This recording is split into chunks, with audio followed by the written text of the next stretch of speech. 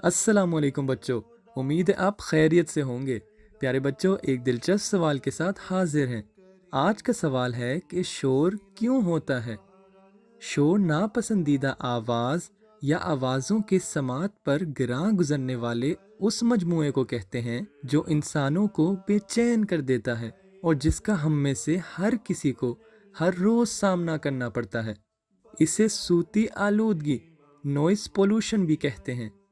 बच्चों, जर्मनी में शोर और उसके असरात पर तहकीक करने वाली रिसर्चर ब्रेक्टे शुल्टे फोर्टकम्प इन दिनों ज़्यादा तहकीक इस बारे में कर रही हैं कि आम इंसान में शोर के शऊर से मुतालिक हालिया कुछ अरसे में किस तरह की तब्दीलियां देखने में आई हैं।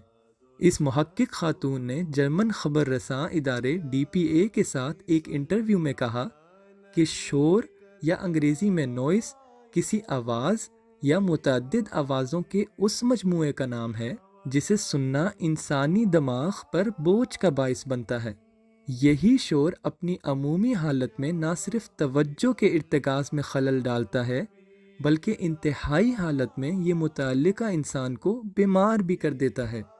आलमी इदारे सेहत WHO के मुताबिक ट्रैफिक के बहुत ज़्यादा शोर का सामना तो दुनिया के तमाम बड़े शहरों को है। सिर्फ एशिया और अफ्रीका के करोड़ों की आबादी वाले बहुत बड़े बड़े शहरों ही को नहीं बल्कि मगरबी यूरोप के उन शहरों को भी जहां ट्रैफिक की नाकाबिले यकीन बहुतात होती है।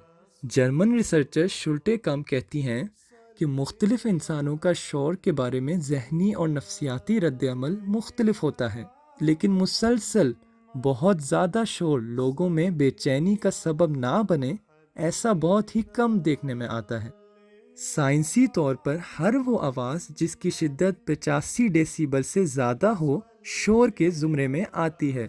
जहाँ तक मौजूदा दौर में आम इंसानों में शोर से मुतालिक शऊर के हवाले से आने वाली तब्दीलियों का ताल्लुक है, तो ऐसे इंसानी महसूसात को कोरोना वायरस की आलमी वबा के दौरान लॉकडाउन और दीगर पाबंदियों ने भी काफ़ी हद तक मुतासिर किया है।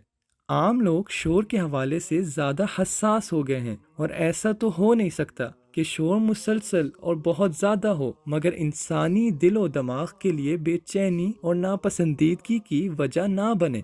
बच्चों, यहाँ मैं आपको बताता चलूँ कि अप्रैल की 27 तारीख को शोर के खिलाफ आगही का आलमी दिन भी मनाया जाता है। बच्चों, आप शोर के नुकसानात जानकर शोर से बचने की कोशिश करेंगे।